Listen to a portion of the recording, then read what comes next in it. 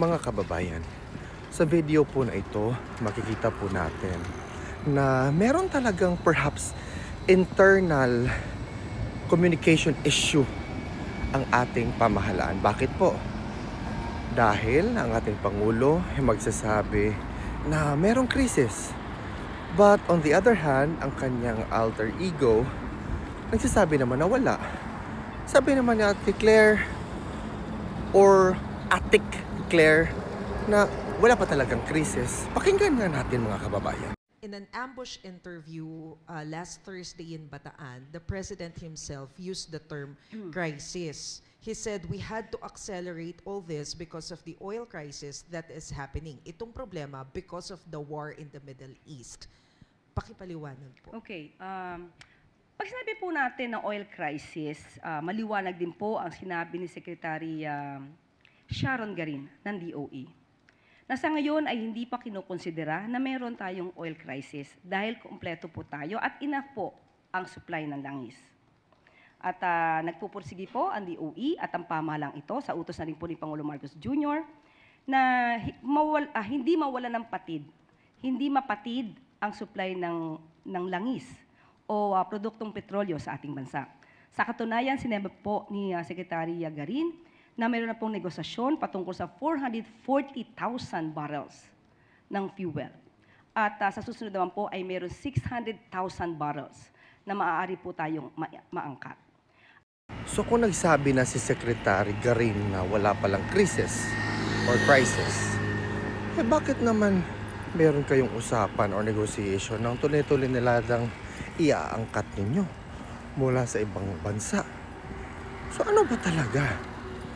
Ang sinasabi po natin na wala pa po at hindi po pa dinideklara na mayroon tayong oil crisis dahil nga po sapat ang supply sa ngayon.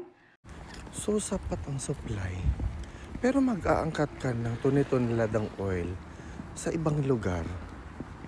Walang krisis, pero you are talking to other countries para sa tons of oil na uutangin. Wala ba talagang krisis? Most probably, according to Secretary Sharon, ang nagkakaroon lamang po ng issue ay tungkol sa presyo. Dahil alam naman po natin kung ano ang nangyayari na krisis sa Middle East. Ang nais pong sabihin ng Pangulo patungkol sa oil crisis, pinapatungkulan niya po doon ay ang oil crisis sa Middle East. Pero sa ngayon po, sa atin at sa payo na rin po ni Secretary Garin sa ating Pangulo, wala pa po tayo maaaring tawaging oil crisis sa bansa. So yun naman pala, President Bongbong Marcos, you were referring to the oil crisis in the Middle East. Pero wala naman palang krisis dito. However, mag-aangkat pa rin tayo ng oil. Tune-tuniladang oil para masuplayan ang oil demand dito sa Pilipinas. Last na lang, Yusek, at what point can we say na we are already suffering from a crisis? Sa ngayon, hindi po natin masasabi dahil patuloy pa rin po ang pagsusumikap ng ating gobyerno na hindi mapatid ang supply ng fuel, ng produktong petrolyo sa atin. So ayan kasi nagsusumikap pa ang ating gobyerno para hindi patuloy mapatid ang supply ng mga petrolyo sa Pilipinas. Wala pa po tayong krisis. So, Bongbong Marcos, take note. Sabi na yan ni Auntie Claire or Ate Claire na walang krisis. So, umayos ka sa mga pinagsasabi mo kasi nagiging sinungaling si Auntie Claire sa taong bayan. So, mas may authority siya sa iyo. Okay? Bye-bye.